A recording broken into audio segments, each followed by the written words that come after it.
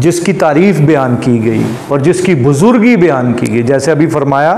کہ قرآن مجید ہم کے بزرگی والا کلام، اس سے زیادہ بزرگی والا علی رضا کیا کلام ہوگا؟ اس سے زیادہ بزرگی، یہ کہنے کو کلام ہے ثناء اللہ بھائی، یہ کہنے کو کتاب ہے، اور سر یہ دو گتوں کے اندر پتہ نہیں کیا چیز ہے، یہ کچھ اور ہے جس کو سمجھنے کی ضرورت ہے۔ یہ کہنے کو ہم کیا کہیں، ہیومن ڈسکورس میں we call it a book but it is not a book، اس کے اندر کچھ اور ہی چیز ہے، وہ جو اقبال کے اشعار بتائیں گے آپ کو کہ یہ کچھ اور ہی ہے بھائی، یہ وہ نہیں ہے رسمی معنوں میں کہہ دیا کتاب کلام، وہ بھائی یہ تو اللہ کی صفت ہے، اس کے اندر اسٹرینگتھ ہی اور ہے، ہر جملے میں موتی ہیں۔ سجدے میں گر گئے سارے عرب جب دو جملے، حضور نے دو ورڈ بولے، یعنی بھائی لٹریچر، فَاسْدَعْ بِمَا تُؤْمَرْ، جب یہ آیت آئی نا سارے سجدے میں،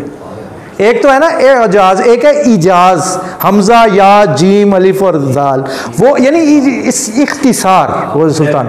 ہاں brevity is the soul of what, تو وہ جو بریوٹی دیکھی نا انہوں نے، وہ سارے جناب سجدے میں کہا دو لفظ بولے ہیں۔ پھر جب حضور نے یہ آیت پڑھی تو انہوں نے کہا ساری طب ختم کر دی، ایک آیت میں ساری طب بیان کر دی، کون سی؟ کلو وشربو ولا تسرفو، کہتے طب ختم ہے ادھر اس آیت پہ، کلو وشرفو، ترجمہ کر رہے ہیں ذرا سلطان بھائی، کلو وشربو سنیں ذرا، کھاؤ پیو لیکن اسراف نہیں، ہائے لیکن بیلنس، کھاؤ پیو لیکن بیلنس۔ ہاں تو اس پہ سلطان بھائی کوئی 10-12 گھنٹے گفتگو کر سکتے ہیں، حنیف بھائی کو 5-7 گھنٹے اس پہ گفتگو، اس یار کیا ہر آیت پہ سجدہ ہے کاشف بھائی، ہر آیت پہ، اور ہر صورت میں جب آپ پڑھیں گے نا تو وہ ایک ہول ہے، اس میں ایسے مقام آئیں گے کہ آپ سجدے میں گئے بغیر عمر صاحب نہیں رہ سکتے سر۔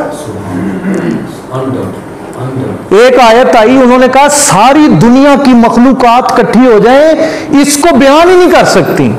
وَفِيهَا مَا تَشْتَهِي الْأَنفُسُ، کہ وہاں جب جنت میں جائیں گے نا تو اشتہا جتنا بھی ہے منگی جاؤ وَتَلَذُّ الْأَعْيُنُ، دو لفظ بولے، کہتے ہیں ہوں بلاؤ سارے اسکالرز نو، انٹلیکچوئلز نو، پوئٹس نو، جننے پڑھے لکھے بندے نے انہوں نے بلاؤ تے سارے بیان کرو، کھلو ہے تو کھل ہی نہیں سکتی،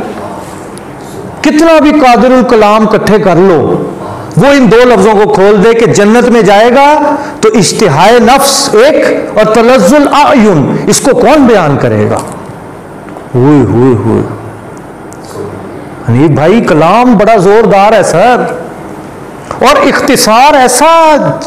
کہ بس سجدے میں گرے بغیر سر کوئی چارہ ہی نہیں ہے۔ سورہ یوسف پڑھے نا تو انہوں نے کیا، وہ بادشاہ نے خواب دیکھ لیا، تو ایک بندہ وہ جو آتا ہے نا وہ کہتا ہے انا انبئکم، میں تمہارے لیے لاتا ہوں خبر، تو